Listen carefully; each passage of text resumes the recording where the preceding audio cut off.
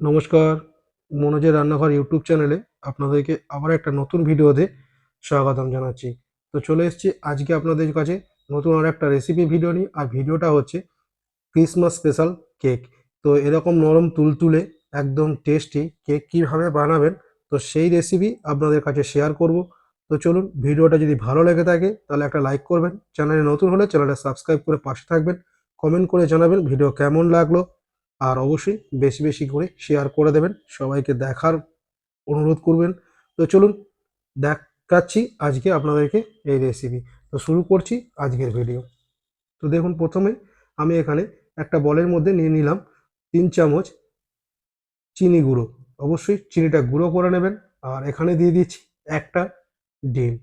ডিম আর চিনিটাকে ভালোভাবে একদম পুরো ফেটিয়ে নিতে হবে, আর একদম মসৃণভাবে ফেটিয়ে নিতে হবে। দেখুন কত সুন্দর, এইভাবে সুন্দর করে করে একদম আপনারা ভালোভাবে ফেটিয়ে নেবেন।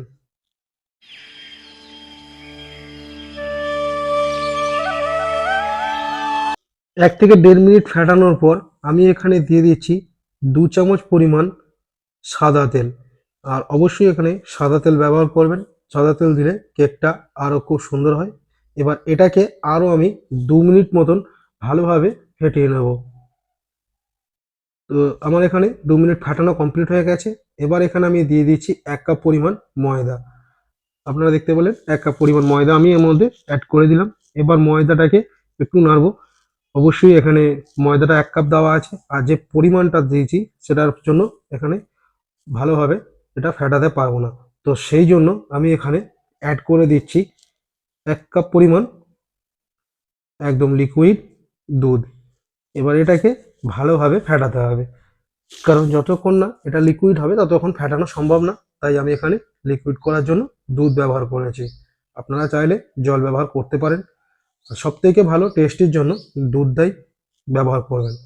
তো দুধ দেওয়ার পর আমি এটাকে ততক্ষণই নাড়বো যতক্ষণ না এটা ক্রিমি হয়ে গেছে। এই যে দেখতে পাচ্ছেন একদম পুরো ক্রিমের মতন, কত সুন্দর। এবার এখানে আমি দিয়ে দিচ্ছি 1 চামচ পরিমাণ বেকিং পাউডার। অবশ্যই এখানে বেকিং পাউডার ব্যবহার করবেন, বাজার থেকে নিয়ে আসবেন। আর আপনারা চাইলে এখানে ইনো ব্যবহার করতে পারেন, ইনো দিলে খুব ভালো স্পঞ্জিও হয়। তো আমি এখানে বেকিং পাউডার ব্যবহার করেছি। আর দিয়ে দিচ্ছি এখানে 1 চামচ ভ্যানিলা এসেন্স। ভ্যানিলা এসেন্স দেওয়ার পর আবার আমি এটাকে একটু ভালো করে মিশিয়ে নেব। মিনিমাম 1 মিনিট এটাকে একদম ভালোভাবে খুব নেড়ে চেড়ে, এটা দেখতে পাচ্ছেন এইভাবে ক্রিমি করে নিচ্ছি। এবার এখানে দেখতে পাচ্ছেন আমি একটা অ্যালুমিনিয়ামের বাটি নিয়ে নিয়েছি। আপনারা চাইলে স্টিলও নিতে পারেন, বা প্যান কেক যেগুলো প্যানগুলো হয় কেক বানানো, সেটাও আপনি এখানে ব্যবহার করতে পারেন। আমি এখানে একটা অ্যালুমিনিয়ামের বাটি ভালো করে তেল ব্রাশ করে নিচ্ছি। এখানে অবশ্যই সাদা তেল, বাটার, ঘি আপনার যেটা পছন্দ সেটাই ব্যবহার করতে পারবেন। যদি বাটার ব্যবহার করেন তাহলে খুব সুন্দর একটা স্মেল আসবে। আমি যেমন এখানে বাটার ব্যবহার করছি, আপনারা চাইলে সাদা তেল বা বাটার ব্যবহার করতে পারেন, ঘিও ব্যবহার করতে পারেন। এইভাবে আর একটা কাগজ এখানে দিয়ে দিয়েছি। আমি এখানে ন্যাপকিন ব্যবহার করেছি, আপনারা চাইলে বাটার পেপার ব্যবহার করতে পারেন। সবথেকে বেটার হচ্ছে বাটার পেপার ব্যবহার করা, যেহেতু সব জায়গায় সবসময় পাওয়া যায় না। তাই আমি একটা একদম পুরো ঘরোয়া প্রসেসে আপনাদেরকে দেখাচ্ছি কিভাবে আপনি আপনার বাড়িতে এইভাবে বানিয়ে নিতে পারবেন, কারণ আপনি সবসময় এই জিনিসগুলো পাবেন না। তো সেই জন্য আমি দেখাচ্ছি না এখন আপনাদেরকে এই ভিডিওতে, হয়তো নেক্সট ভিডিওতে আপনাদেরকে প্রপারলি বানানোটা দেখিয়ে দেবো। আর এটা সুন্দর একটা রেসিপি হবে, অবশ্যই দেখুন। আর এখানে কিছু ড্রাই ফ্রুট আমি নিয়ে নিয়েছি, যেমন কাজু, কিশমিশ আর চেরি, অবশ্যই ছোট ছোট করে কেটে নিয়েছি। এবার এর মধ্যে আমি উপর থেকে সামান্য পরিমাণে একদম দিয়ে দেবো। এর মধ্যে দেখুন কত সুন্দর ডিজাইনটা, যাতে এটা দেখতে খুব সুন্দর একটা হয়। 2 মিনিট আগে আমি গ্যাস জেলে দিয়েছি, আর এরকম সব রেডি করে নিয়েছিলাম। দেখতেই পেলেন একটা নিচে বাটি গোল যে রিংগুলো হয় সেগুলো দিয়ে। এবার ঢাকনা দিয়ে মিনিমাম 30 মিনিটের জন্য আমি এটাকে একদম লো হিটে রেখে দেবো। আর এই যে ছিদ্রটা থাকে ঢাকনা, এটাকেও বন্ধ করে দেবো। আমি মোটামুটি 25 মিনিট পর এই ঢাকনাটা খুলছি।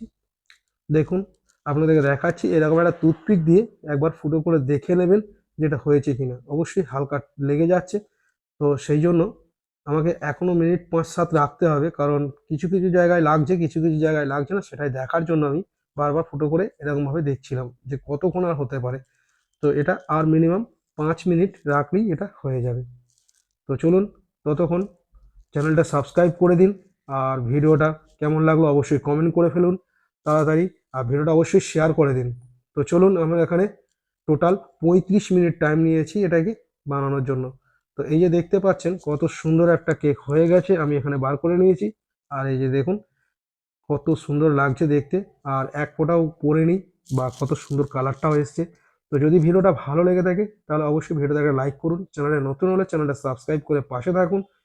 আর দেখা হচ্ছে এরকমই নেক্সট আর একটা ভালো রেসিপি ভিডিওতে।